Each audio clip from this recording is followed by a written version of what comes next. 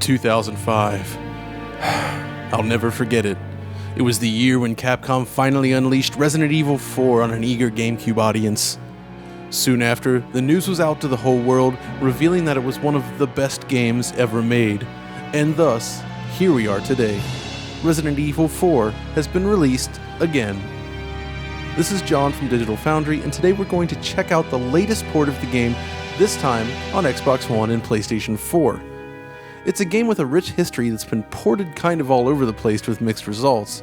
It started on the GameCube, of course, and was one of the best looking games of its day. It was then ported over to PlayStation 2 shortly after in compromised form with reduced lighting and model quality, as well as a move to pre-rendered cutscenes.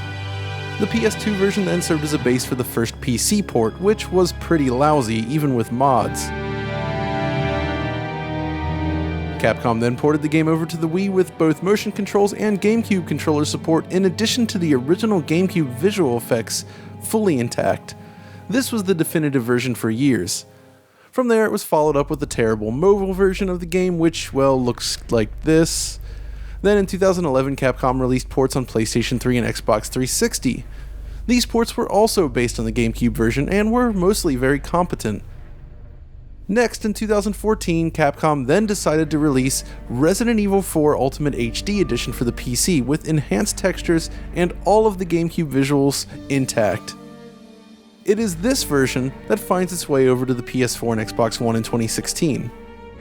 First thing to note is resolution. Both versions run at a full 1080p, which is expected, but what we didn't expect is the complete lack of anti-aliasing.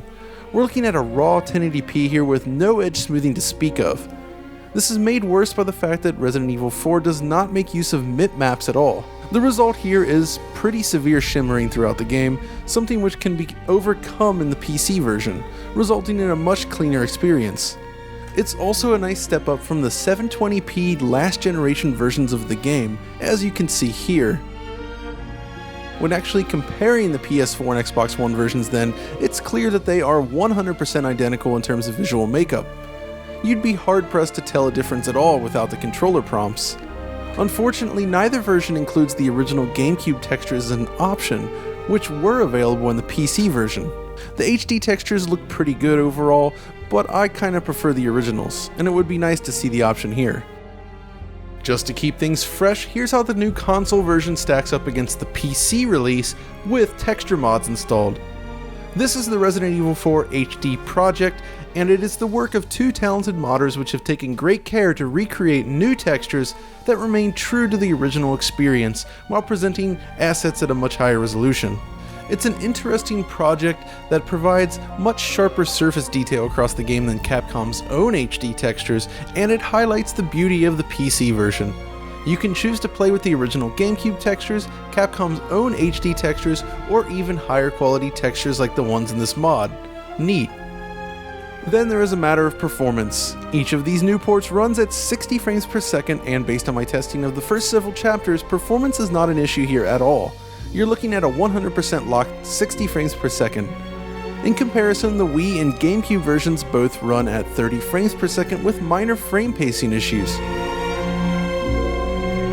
The boost is certainly welcome, but with it comes some of the oddities that first popped up on the PC. For instance, effects like smoke and fire are all rendered at half rate. In addition to things like the rifle reload animation, it's still 30 FPS in this version and looks out of place when the rest of the game is 60 FPS. It's obvious that getting the game running at this frame rate required a lot of extra changes and work, and it still isn't 100% perfect. Other users have reported bugs with accelerated animations while aiming, resulting in a jittery cursor. I actually put this to the test on both consoles in many of the different areas and was never able to replicate the issue, but since there is video evidence here, it's clear that there is a problem out there for some users. These types of minor bugs do seem to still be present in this version of the game, though they don't seem to have a dramatic impact on normal gameplay. If you open up the options menu, you're also going to find something called motion blur, which is not enabled by default, but this isn't your typical pixel motion blur effect that we've become accustomed to, rather a cheap effect that ruins the quality of the image in motion. It's definitely not recommended. Controller preference is also a factor here. You see, if you're like me and prefer the original GameCube control method, the implementation on PS4 is a tad disappointing as it forces players to use L1 and R1 buttons, which to me are less comfortable on the DualShock 4 than the L2 and R2. Now, if you accept the new control scheme, you can actually use the triggers without an issue, but for purists that want to play it like the GameCube original, it does feel better on the Xbox One controller, which does use the triggers in this mode. When taken as a whole though, Resident Evil 4 on PS4 and Xbox One is actually a good port, but not quite as good as it could have been. The lack of anti-aliasing, the potential for frame rate related glitches, and the lack of support for the original textures are minor blemishes, but blemishes nonetheless. This could have been a perfect version of the game, but in the end, it's ultimately just a good one. But if you're looking to revisit Resident Evil 4, it's definitely worth playing.